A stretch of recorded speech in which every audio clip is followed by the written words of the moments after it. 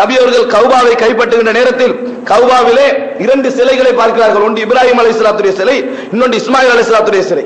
அதுல இப்ராஹிம் அலைஹிஸ்ஸலாத்துடைய சிலையின் கையிலே அதாவது 5-6 அம்புகள் சிறுக்கு வைப்பது, அதாவது அவர்கள் அம்பை தேர்ந்தெடுப்பார்கள் சிறுக்குக்காக, அது போன்ற 5-6 அம்புகளை கையில் வைத்திருக்கிறார்கள்.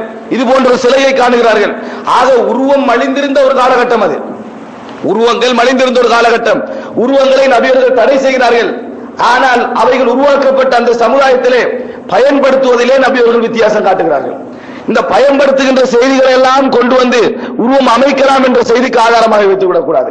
காட்டுகின்ற எல்லா செய்திகளையும் பாருங்கள், பயன்படுத்தலாம் என்கின்ற அளவில் உள்ளவைகள், எப்படி பயன்படுத்தலாம் என்ற அளவில் உள்ளவைகள்.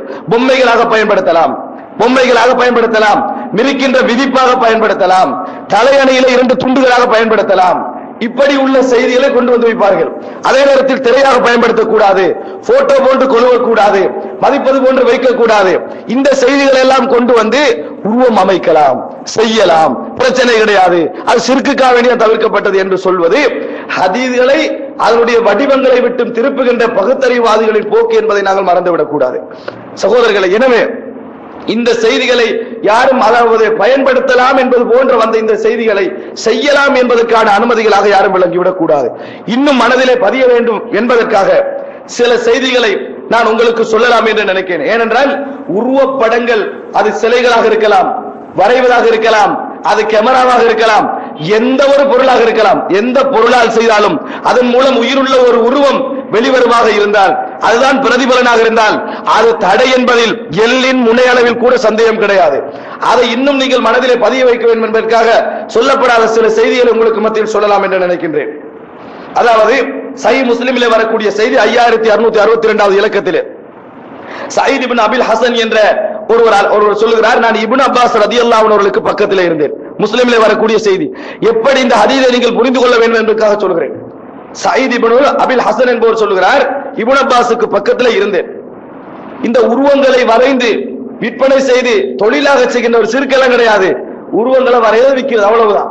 அதுகளை என்னது பிரிண்ட் பண்றது, எதுல இந்த புடவைகளை பிரிண்ட் பண்றது, இது போன்ற வேலைகளை செய்யக்கூடிய ஒரு மனிதர் என்ன செய்யறாரு, அந்த இப்னு அப்பாஸ் ரலியல்லாஹு அன்ஹு வாரார், வந்து கேட்கிறாரு, இன்னி ரஜுலுன் உஸவ்விரு ஹாதிஹி சூரா, இது போன்ற வரைபடங்களை நான் வரைகிறேன், ஃபஅஃப்தினி பிஹா, எனக்கு வந்து என்ன செய்யுங்க, அதுல பத்துவா ஒன்று சொல்லுங்க, மார்க்க தீர்ப்பு சொல்லுங்க, கூடுமா கூடாதா அப்படி என்று சொல்லுங்க என்றார்.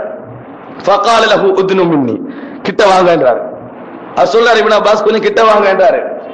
சும்மா கால கிட்ட போறார், ஃபதனா மின்ஹு சும்மா கால உத்னு மின்னி, இன்னும் கிட்ட வாங்க என்றாரு.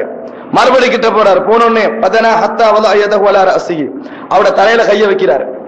ஏன்னா அவ்வளவு பாரம் அந்த செய்தி, இந்த பாரமா இதான் இந்த செய்தி, அவ்வளவு பாரமான செய்தி. அன்றைக்கும் தலையில கைய வச்சு சொல்றாரு, அதாவது உனப்பியுக பிமா சமிஅது மின் ரசூலில்லாஹி ஸல்லல்லாஹு அலைஹி வஸல்லம், சொந்த வழக்கம் அல்ல, நபி அவர்கள் சொன்ன ஒரு செய்தியை நான் உங்களுக்கு சொல்றேன். நபி அவர்கள் சொல்ல நான் கேட்ட ஒரு செய்தியை உங்களுக்கு நான் சொல்லுகிறேன்.